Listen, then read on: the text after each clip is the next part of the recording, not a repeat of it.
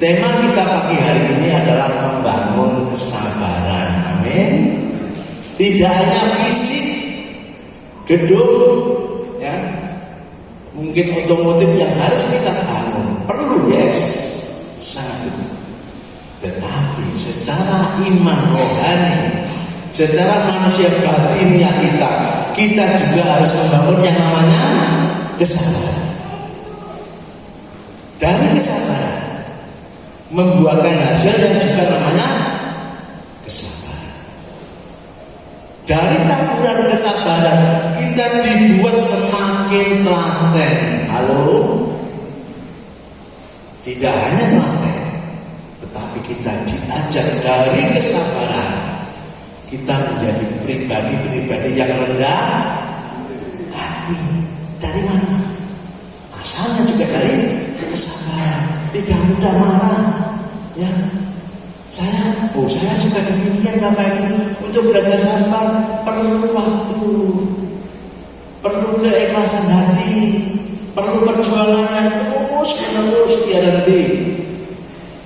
Tatkala kita harus belajar bersabar, ada bukan sesuatu yang menjengkelkan kita, betul? Betul. Justru itulah kita dituntut oleh iman kita. Sabar tidak kita. Bersabar itu saya umpamakan seperti seorang petani. Seorang petani untuk mendapatkan masa tuaian, dia harus bersabar, melewati banyak proses, banyak tahap. Dia siapkan dulu mengolah tanah, kemudian menabur benih, ya, butuh waktu 20 hari.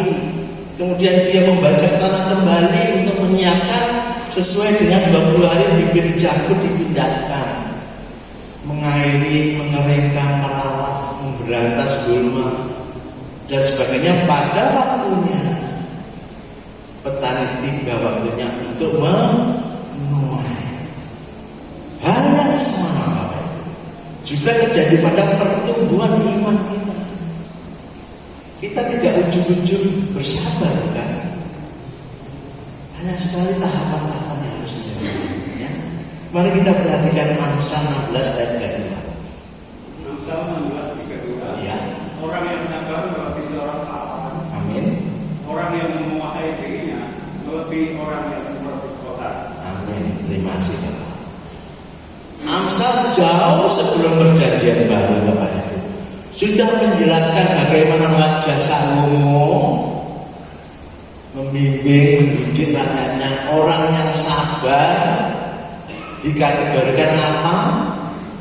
Melebihi seorang pahlawan. Ada nilai plus, ada nilai lebih dari sekedar sabar. Ditambah lagi orang yang mampu menguasai dirinya. Raja Salomo mengibaratkan orang itu melebihi orang yang lembut, kota artinya dia memiliki semuanya dalam hidup. Di zaman sekarang ini, ya, kalau kita mau perhatikan dengan sungguh-sungguh, segala sesuatunya orang menyukai dengan cepat, kan, ya? Serba instan, katanya Pak Ritmia, cepat saji, ya. Bahkan ada orang yang berteori siapa cepat dia yang dapat, betul? Tidak salah. Tetapi kalau ditanya lebih lanjut, bagaimana Pak siapa yang cepat tidak dapat? Halo? Itu pertanyaan yang selalu menghantui kita, bukan? Siapa cepat dia dapat, yes. Tetapi siapa cepat dia tidak dapat, bagaimana? Mari kita belajar bersama-sama. Pertama, memiliki kesabaran adalah sebuah ujian iman. Pertama yang harus kita pegang, kita kerjakan, ya. Hari ke hari adalah ujian iman. Setiap iman diuji oleh kesabaran. Tatkala kondisi kita sukar, sulit, kekurangan, sakit, menderita, ya. Bahkan ada orang-orang di sekitar kita yang sangat menyakitkan. Alkitab mengajarkan kita tetap bersabar.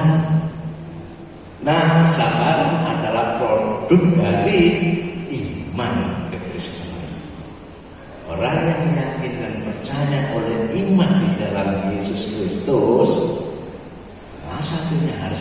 memiliki apa? Kesabaran.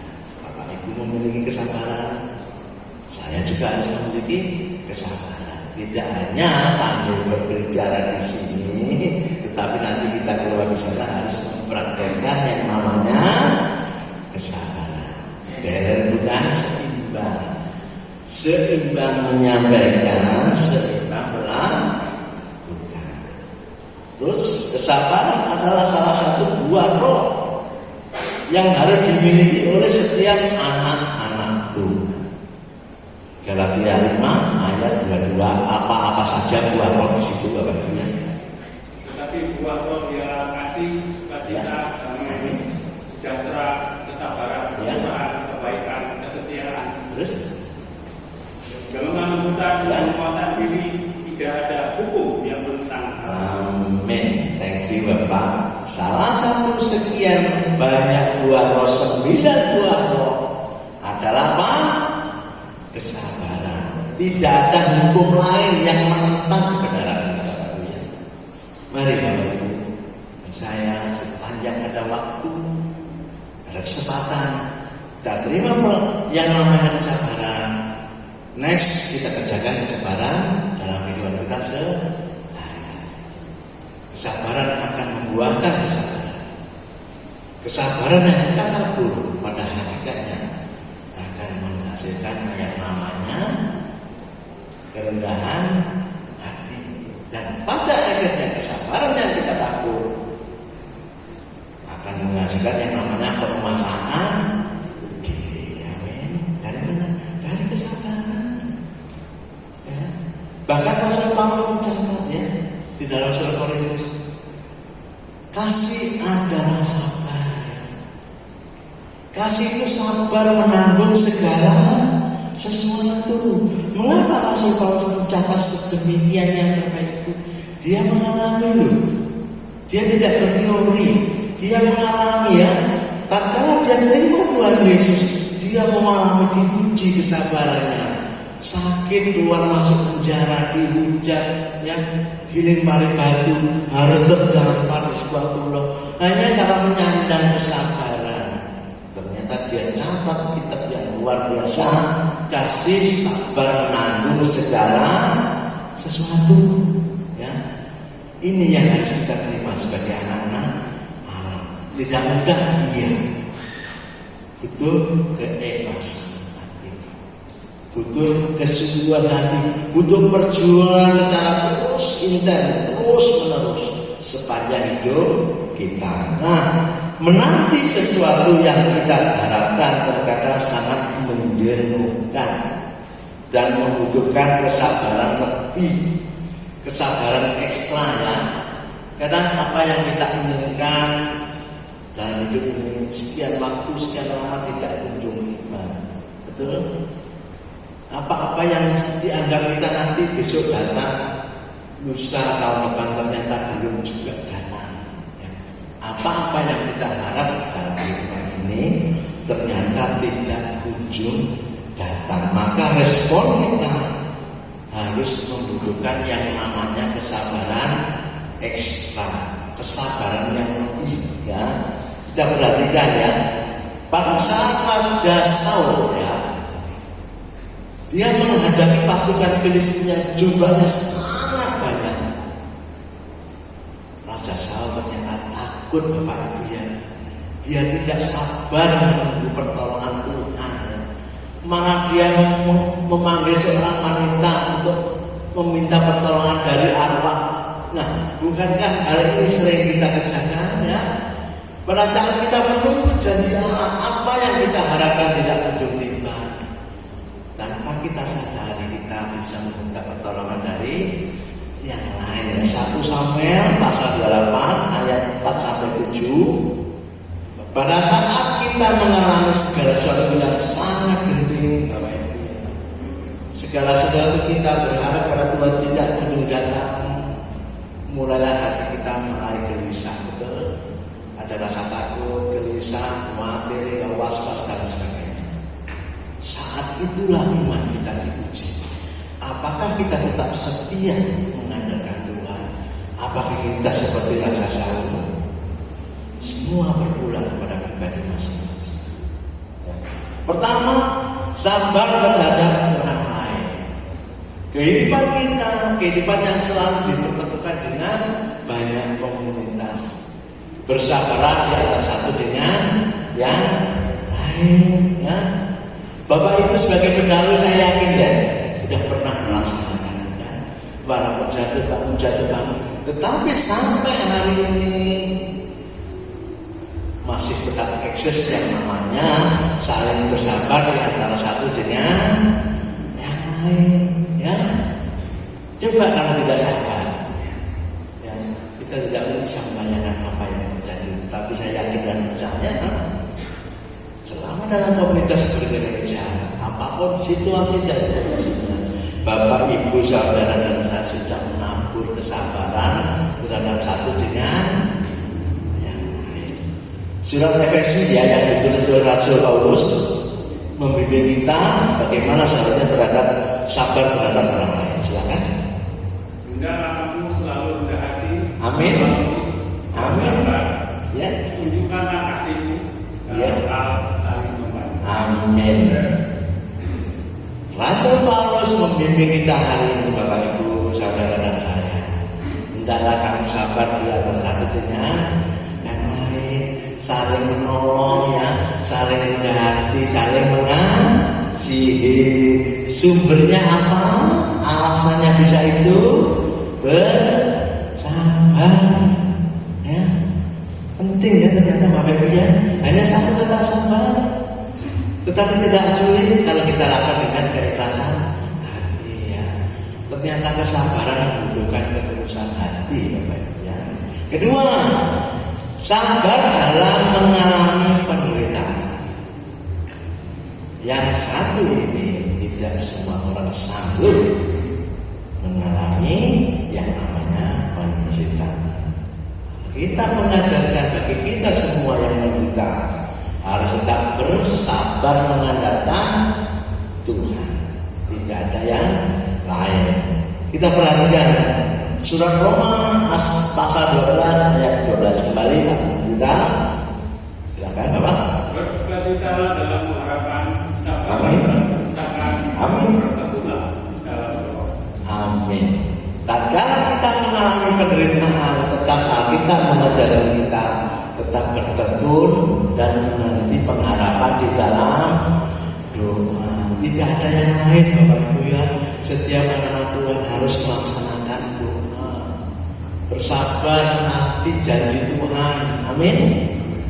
Kalau tidak bersabar terus nanti yang mana ya? Bersabar nanti janji Tuhan. Tuhan bisa gerak. Tuhan bisa berikan mukjizat melalui Bapak Ibu saudara kan? Ya. Akhirnya pertolongan datang. Amin. Tuhan bergerak. Itu karena kita tetap saja. Kita tetap berpengalaman berdoa dengan tekun. Pada akhirnya taburan ketekunan menghasilkan mukjizat. Terakhir, kesabaran juga dituntut akan menanti kedatangan dari Tuhan. Proses dari puncak kesabaran keseluruhan orang percaya adalah menunggu hari Tuhan datang. Apakah kita tetap setia? Apakah kita tetap mendekatkan diri kepada Tuhan? Apakah kita tetap mencari Tuhan? Pertanyaan yang harus kita jawab dari masing-masing pribadi. Tetapi saya yakin dan percaya Bapak Ibu kita semua sampai hari ini masih tetap mencari Tuhan sampai hari kedatangan.